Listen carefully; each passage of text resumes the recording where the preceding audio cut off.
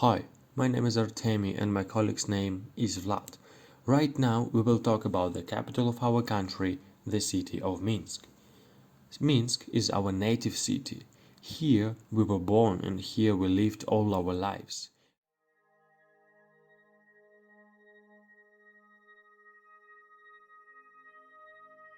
Minsk is the capital of the Republic of Belarus, its political, economic, cultural and scientific center. It is an ancient city and dates back to the 11th century. The main stages of its origin and development are rather typical of a large settlement in this country. Its history has some specific features which distinguish it from many other similar cities and towns. But we will not plunge into these stories. It will be much more interesting to tell you about Minsk nowadays, namely the most interesting places of the city. Minsk is not only the capital of Belarus but also one of the most beautiful cities in Eastern Europe. There are a lot of ancient sites in the city which are widely visited by tourists. They include numerous churches, cathedrals, monasteries, chapels and fortresses.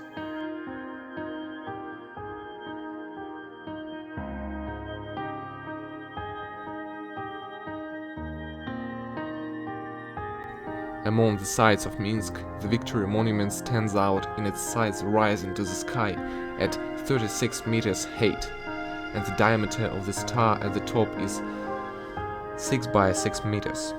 You can see it on the Independence Avenue in the center of Minsk, avenue similar to the ones you can see in Kiev and Moscow. Here is also the internal fire that burns in any weather, and on holidays there is a guard of honor near it. On the Independence Square next to the government house, there is a Peter and Paul Cathedral, also called the Red Church, the main Catholic cathedral of Belarus.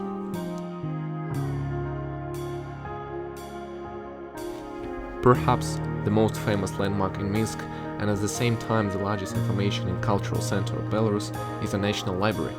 Its dimensions are impressive.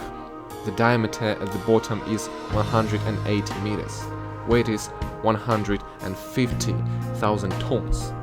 It is really impressive. There are 2 dozen reading rooms in it where up to 1,000 readers can fit at the same time. The archives of the National Library store over 8 million books. Outwardly, the library resembles a kind of glass diamond, which is also a huge advertising screen.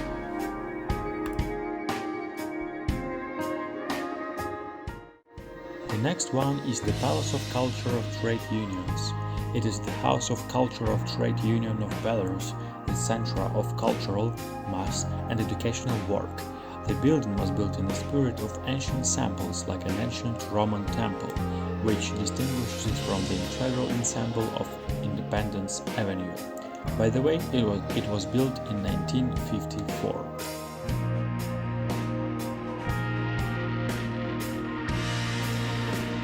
One of the symbols of modern Belarus is the Palace of the Republic in Minsk.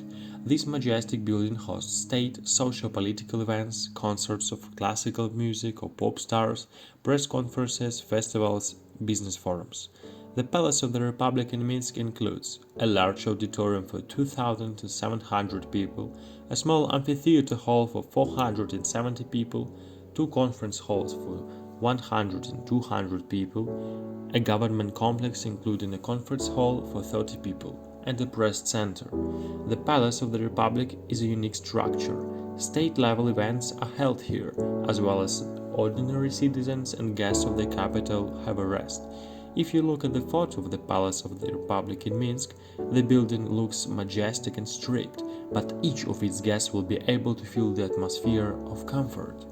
Concerts of the presidential orchestra or classical music, performances of world-class stars, all these are the reasons why the Palace of the Republic has become the main concert venue of the century.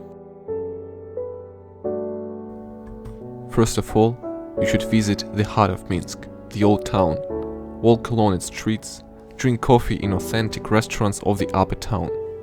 There is also the country's main Orthodox cathedral and the city hall on the Liberty Square. In summer, many live music concerts, like evenings at the town hall, are held here. There are many bars, clubs, cafes, and restaurants in the upper town to visit at night. Here, you can find entertainment for every taste. That's all for the speaking part. Next, you can enjoy the beautiful view with the beautiful music. See you next time.